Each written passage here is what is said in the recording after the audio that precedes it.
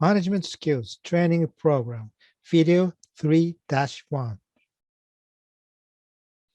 Hi guys, how are you doing?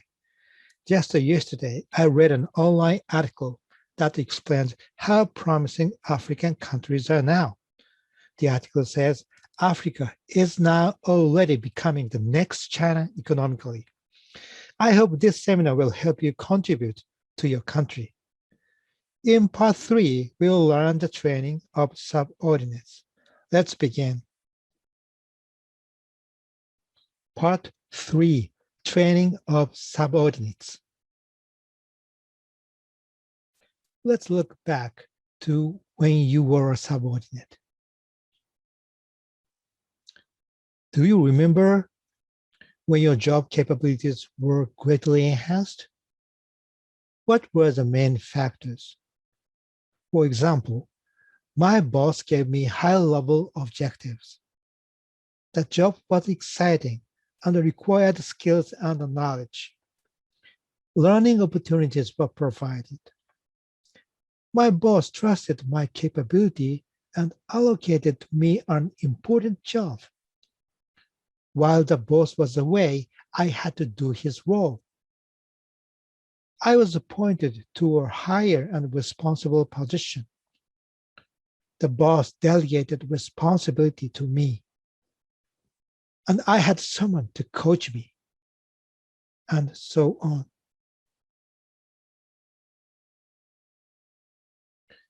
Also, do you remember when your job capabilities were not so much enhanced? What were the main factors hindering your development? For example, I did the same job again and again. The job was not so much interesting, and everyone could do it. I didn't have enough knowledge. The boss made all the instructions. There was no room to think about how to execute or improve the way the job was done. Please remember that your own experience as a subordinate under someone else would greatly help your job as a manager.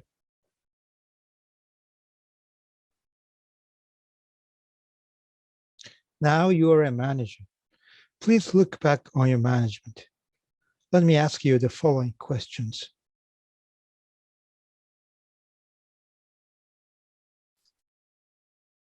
As a manager, have you ever made an environment that enhances the capacity of subordinates?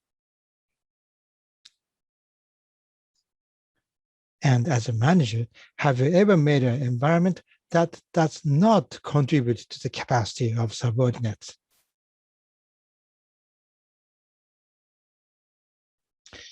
Let's take a look at what the great man once said. Panasonic's founder, Konosuke Matsushita, once said, "A company is its people," and expressed his belief that the priority in business management should be to help its people develop and thrive themselves and make the best use of what they have to offer. Mr. Konosuke Matsushita, who is hailed as the god of business management in Japan, made an ingenious reference to his company. Panasonic produces people. We also produce appliances.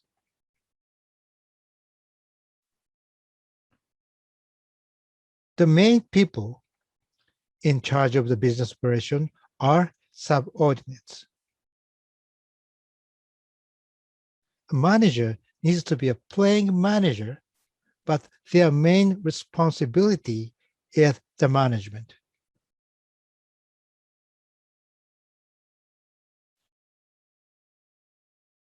Namely, that is to arrange necessary conditions or environment for subordinates to use their capacity to achieve their objectives.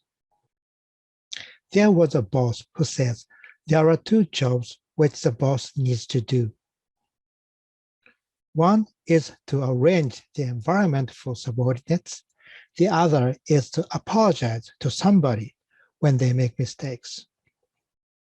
To apologize for subordinates' errors means to take responsibility for the actions made by them. This message shows the importance of mutual trust between a boss and his subordinates, and the necessary training provided by the boss.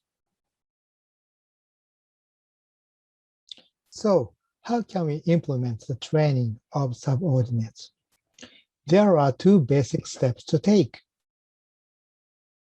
First, set ideal status, namely, what capacities of the subordinates to be developed. Second, make a plan to narrow the gap between the current and the ideal. You and your subordinates need to discuss together to make a capacity development plan.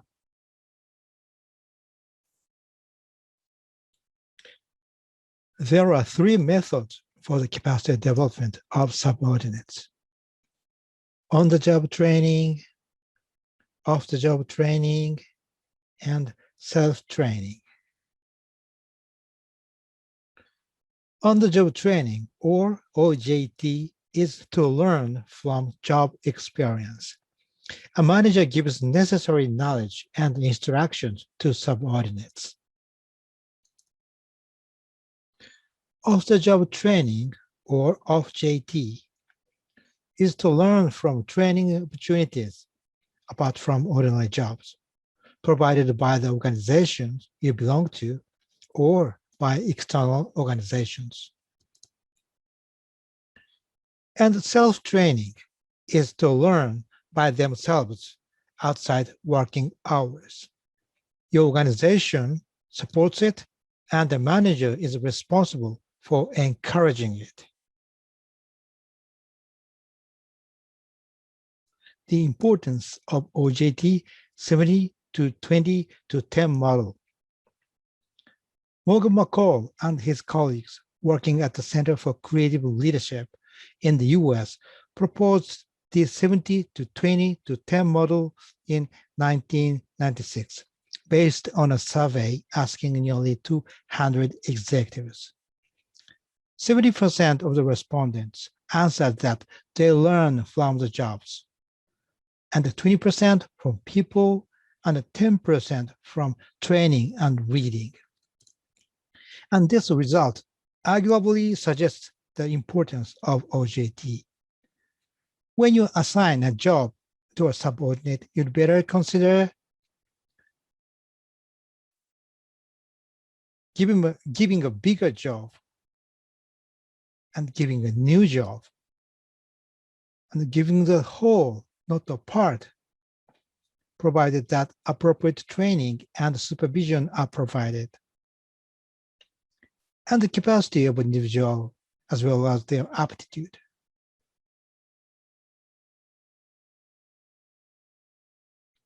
When considering job assignments, we need to know the relationship between level of the job and capacity level. When the level of the job is higher than the capacity level, capacity development is necessary. When the level of the job is lower than the capacity level, the manager will need to think about assigning a new job that requires higher capacity.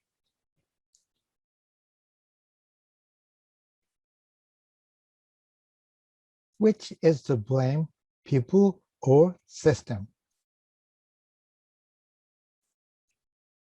A manager often blames an individual or a group of people for their low efficiency or for producing defective products stemming from low-skilled operations or the negligence of duty. There are two factors causing problems: human factors and system factors. Human factors include morals, motivation, or awareness, and skills. System factors include control, standard, and hardware. It's safe to say that managers are responsible for almost all of them. Let me explain some key points you need to keep in mind when starting an OJT. You should clarify expected results and the timeline, background of the jobs, guideline to proceed with the job based on previous experience, such as priority, method, and the like. Allocated resources, such as human resources, budget, and so on. The responsibility, the range in which subordinates can decide by themselves. Merits. You may encourage your subordinate by saying, if you complete this job, you will enjoy the merit of blah, blah, blah.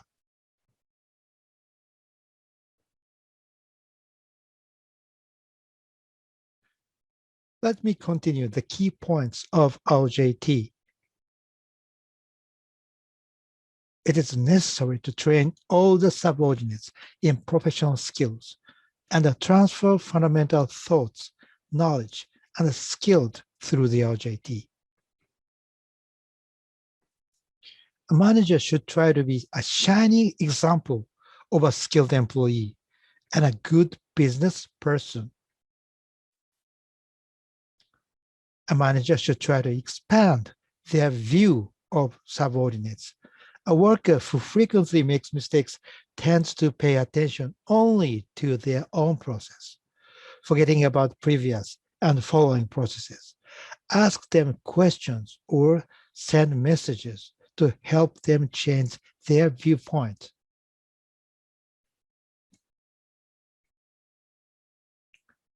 This slide is the last one explaining the key points of OJT. You should let the subordinates practice sufficiently and correct mistakes when they make one. Encourage the subordinates to summarize their activities and write a report periodically to confirm their progress. Listen to the subordinates to know what they could do and what they could not do, and advise them based on that. But avoid saying, you should do this or you should not do this. Instead, it would be better to say like this. If I were you, I would do it this way or that way. And give them feedback. It is very important to let them know you always care about them.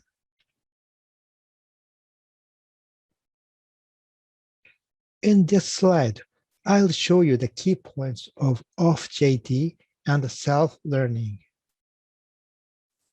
For off-JT, you should provide training opportunities with your subordinates in accordance with the job duties and career development plans. Do not forget to ask the subordinates to report the results after the off-JT. For self-learning, you and your subordinates should discuss training content to the full extent based on the career development plan. And you should consider the linkage between the current duties and the future duties.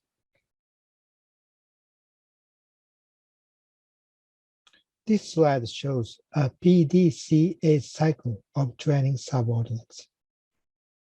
Since the manager is often too busy to pay sufficient attention to them in training, it would be better to apply the PDCA processes.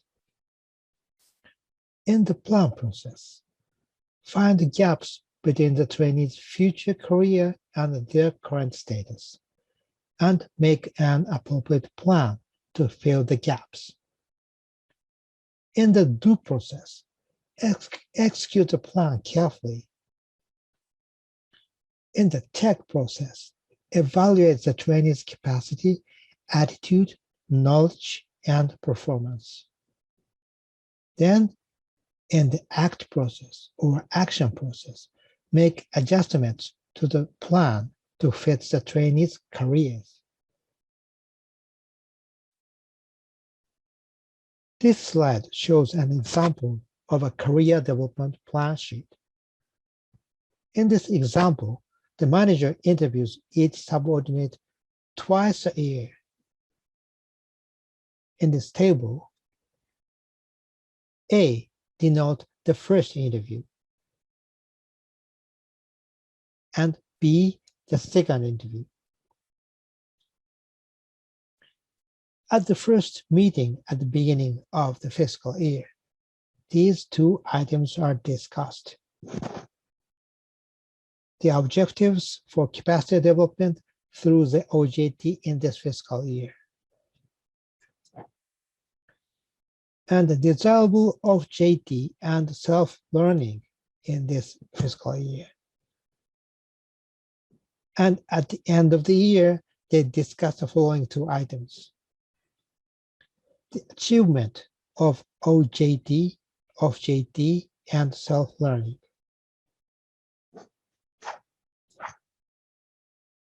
And a challenge for the next fiscal year. And the manager writes the comments for them for further developments. This CDP sheet can be used as a communication tool between the manager and the subordinates. And it can also be used as career records.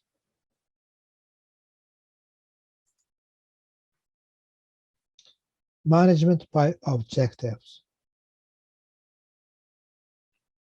The concept of management by objectives was developed in GE in the US.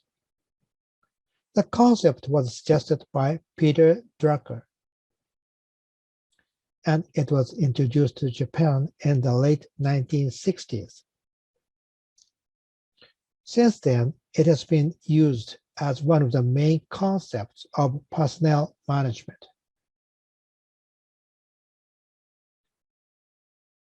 The concept of MBO is as follows. In order to encourage the subordinates to do the jobs on their own initiative, it is crucial to let them participate in the process of making the objectives of the jobs. The reasons to apply MBO are: 1, it helps enhance performance management. 2, you can expect consistency between achieving organizational objectives and developing individual capacities. 3, it contributes to motivation for members. In other words, MBO is a concept that integrates achieving organizational objectives and developing individual capacities.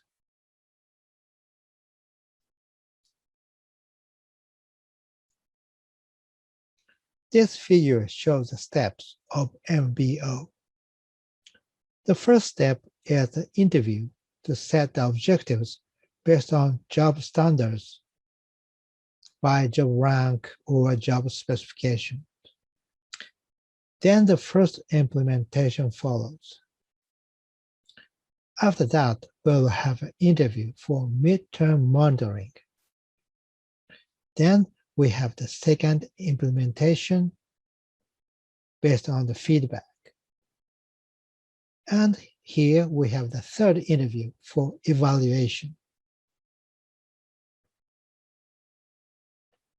Then we improve the process based on the evaluation and go back to the top.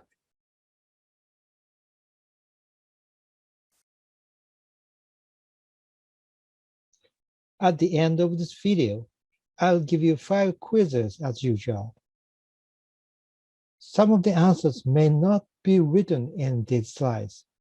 You can find some of them in what I've said only verbally. Okay, this is the end of the video. Let's go on to the next video.